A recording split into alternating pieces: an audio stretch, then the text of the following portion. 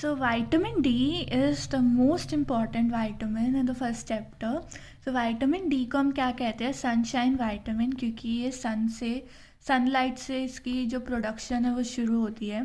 तो ये बॉडी में सिंथेसाइज होता है फ्रॉम कोलेस्ट्रॉल, एक्टिवेट होता है किडनी में, और इसकी एक्टिवेटेड फॉर्म को हम कहते हैं कैल्सीट्रायोल, which is 125 dihydroxy कैल्सीट्रायोल.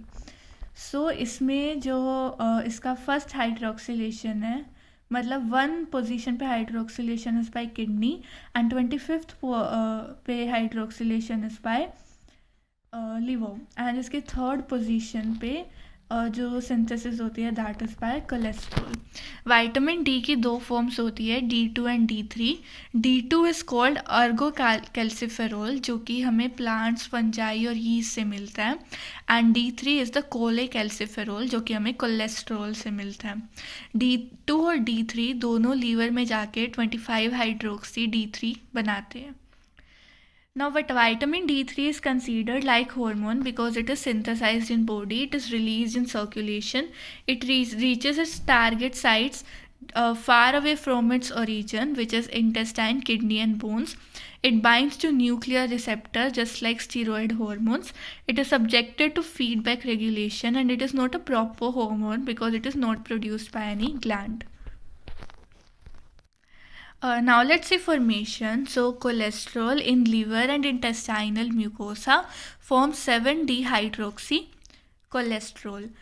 7-dehydrocholesterol in skin.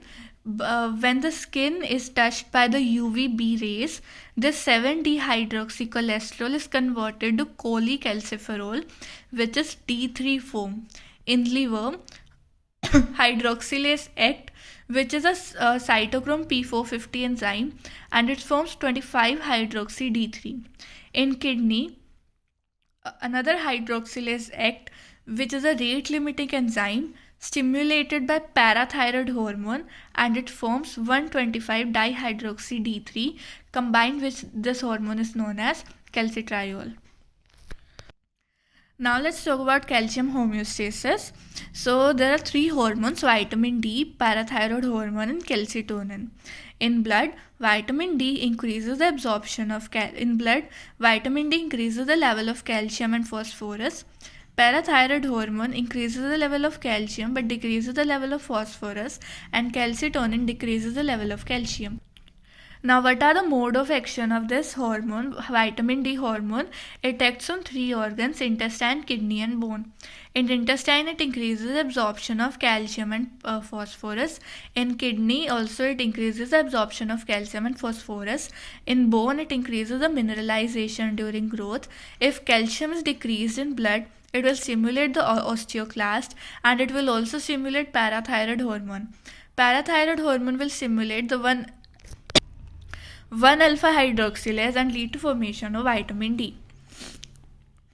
Now, secondary increase in parathyroid hormone. So what is this? That whenever vitamin D decreases, it will increase parathyroid hormone. This is known as secondary increase. So vitamin D production is directly proportional to sunlight exposure and inversely proportional to the pigmentation of skin. So now depending on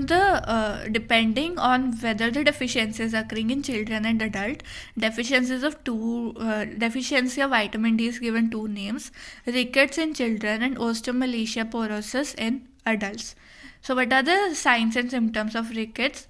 Pigeon-like chest, beaded appearance of ribs, which is known as Rischiati rosary.